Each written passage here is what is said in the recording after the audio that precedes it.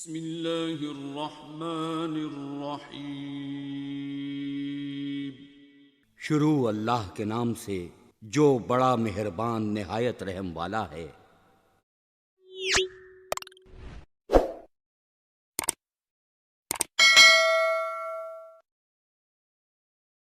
حدیث پاک سے بات ثابت ہے کہ اپنے معاملات کو عورت کے سپرد کرنا ناکامی ہی ناکامی ہے۔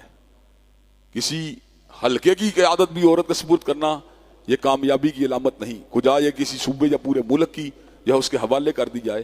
اللہ نے آیت الدین میں اس بات کا ذکر کیا، ایک مرد کے مقابلے دو عورت ہوں گواہ، کیونکہ عورت کے اندر تیقن کی کیفیت یا جو مینٹل سٹیبلٹی کی کیفیت ہے یا یاداشت کے اوپر جو ارتکاز کی کیفیت ہے وہ ایوریج لیول کے اوپر مردوں سے کم ہوتی ہے۔ ایکسیپشنل کیسز میں کئی عورتیں ایسی ہوتی ہیں جو بڑی جینیس ہوتی ہیں، بڑی انٹیلیجنٹ ہوتی ہیں، لیکن احکامات ہمیشہ ایوریج کے اوپر متعین کیے جاتے ہیں، ایک عمومی کیفیت کے اوپر ان کا اطلاق ہوتا ہے۔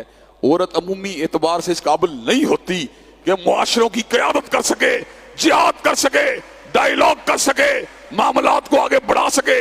اس کے اعصاب میں اللہ نے وہ طاقت نہیں دی جو مرد کے اعصاب میں موجود ہے۔ کیا وجہ ہے؟ آدم علیہ السلام سے لے کر حضرت رسول اللہ تک ایک بھی نبی عورت نہیں گزری۔ کیا وجہ ہے؟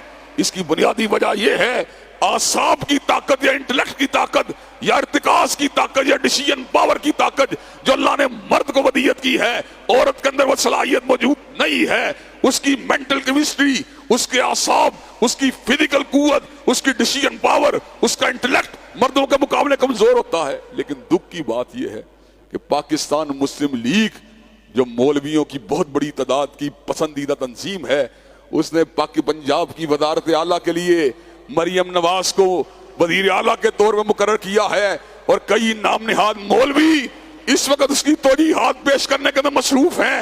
عورت کی سربراہی اسلام کے مطابق کل بھی حرام تھی، آج بھی حرام ہے، اور قیامت کی دیواروں تک حرام رہے گی۔ ساری دنیا کے ملا اس کی حمایت کے اندر اپنے فتوے کو صادر کر دیں، انشاءاللہ ہم ڈٹ کے مقابلہ کرتے رہیں گے انشاءاللہ۔ ہم نے پہلے بھی کہا تھا اور آج بھی کہتے ہیں، تحریک انصاف کا منشور اور مسلم لیگ کا منشور اس ملک کی بقا اور ترقی کی ضمانت نہیں بن سکتا۔ اس ملک کی بقا ترقی مضمر ہے، نفاذ اسلام میں مضمر ہے، کتاب و سنت کی بالادستی میں مضمر ہے، اور شریعت محمدی کے اطلاق میں مضمر ہے، اور انشاءاللہ اس کے لیے جدوجہد جاری رہے گی۔ کہیں جاری رہے گی انشاءاللہ۔